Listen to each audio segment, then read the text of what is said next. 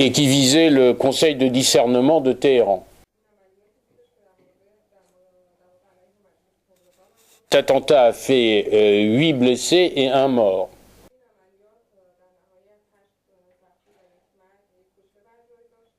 Ces blessés et ceux morts sont des personnes civiles qui étaient dans la rue, dans l'avenue, une des plus grandes avenues de Téhéran, qui étaient présents au moment où ces 4 ou 5 obus de mortier ont été tirés.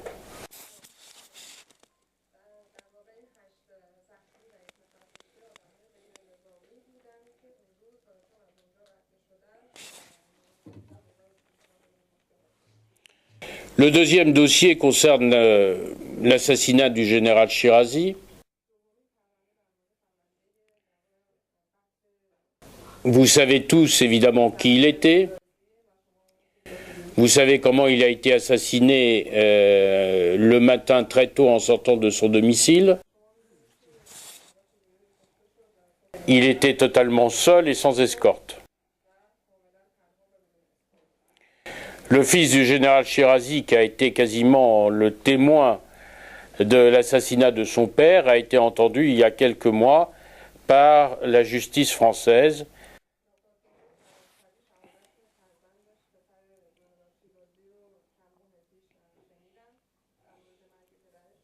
Sur la plainte que nous avons déposée.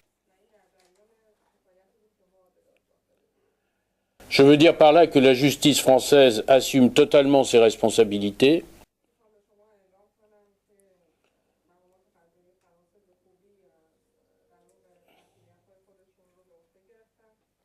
J'évoquais tout à l'heure ce problème d'entraide judiciaire. Et je souhaite que les juges d'instruction, sur ce point, suivent mon analyse.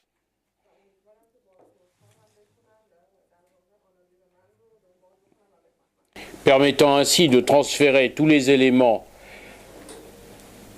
certains établissant le caractère terroriste de cette organisation, à la justice française dans des conditions évidemment légalement irréprochables.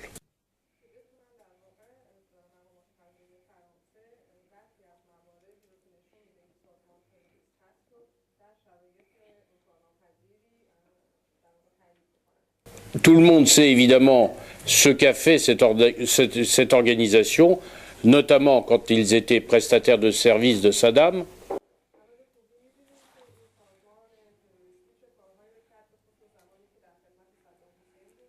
Malheureusement, nous ne pouvons pas utiliser ces documents dans des conditions qui seraient critiquables.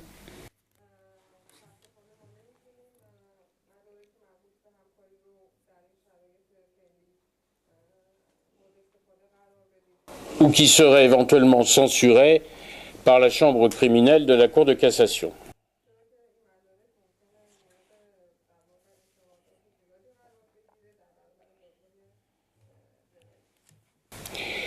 Alors maintenant, j'en viens au procès de mon ami Essane.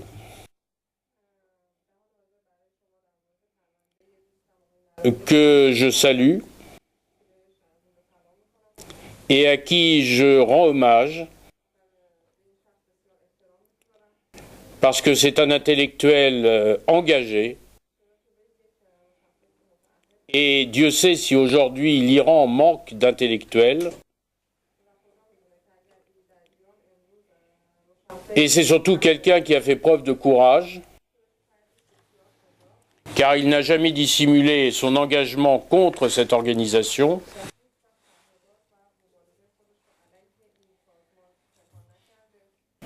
Tu évoquais il y a un instant les conditions dans lesquelles se sont tenus le premier jugement au tribunal correctionnel de Paris, à la 17e chambre.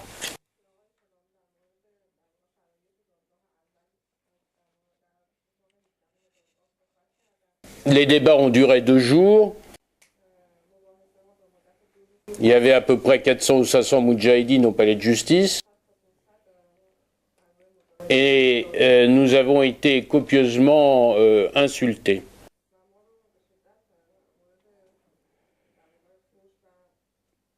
En ce qui me concerne, ça ne me préoccupe pas outre mesure.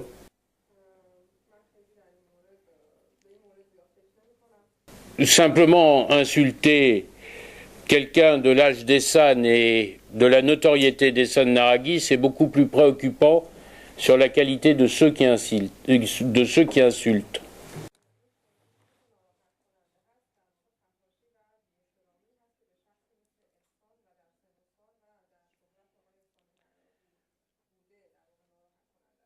Alors je vais essayer d'aller rapidement parce que là aussi, il faut que vous compreniez la réalité judiciaire et non pas ce que l'on répand à longueur de site.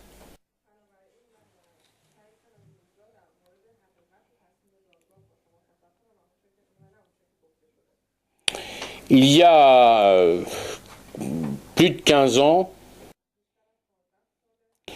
j'avais défendu Ehsan Naraghi, ou du moins j'avais, non pas défendu, mais j'avais engagé une procédure en diffamation pour Ehsan Naraghi qui était à l'époque diffamé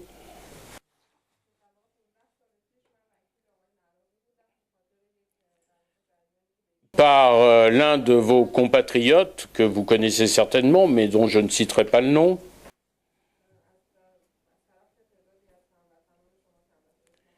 et qui, par le hasard du livre de Monsieur Bonnet, se retrouvait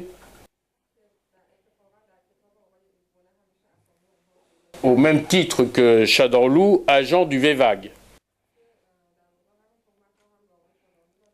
Nous avons donc plaidé il y a 15 ans, 16 ans, devant le tribunal de grande instance, devant la 17e chambre de l'époque.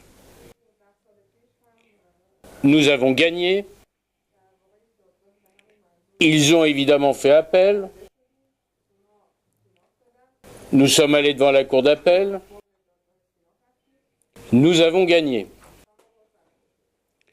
Le cortège était toujours le même. Les imputations étaient toujours le même. Naraghi légitime la violence dans un entretien de La Voix de l'Amérique qui n'a jamais été transcrit.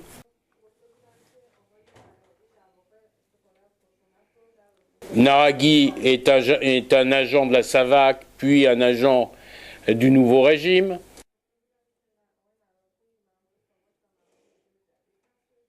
Naraghi a approuvé la fatwa de Salman Rushdie. Deux procédures que je tiens à la disposition de tous ceux que ça intéresse, même si elles sont archivées, mais je peux les retrouver. Et je pensais que on en avait fini. C'était sans intégrer la persévérance et le caractère diabolique de cette organisation terroriste.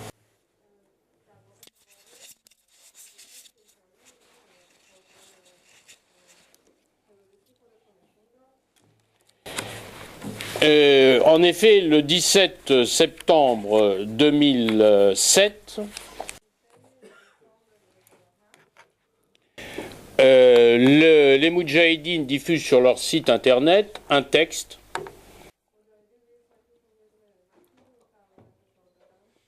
qui est censé faire l'analyse des agents des services de renseignement du VEVAG à Paris.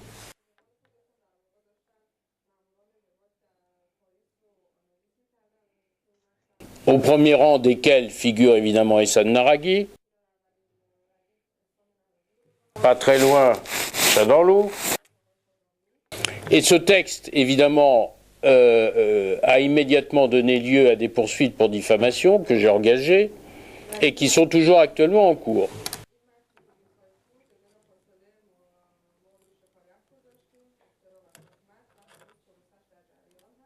Là aussi, je pensais qu'on en aurait relativement terminé, pas du tout.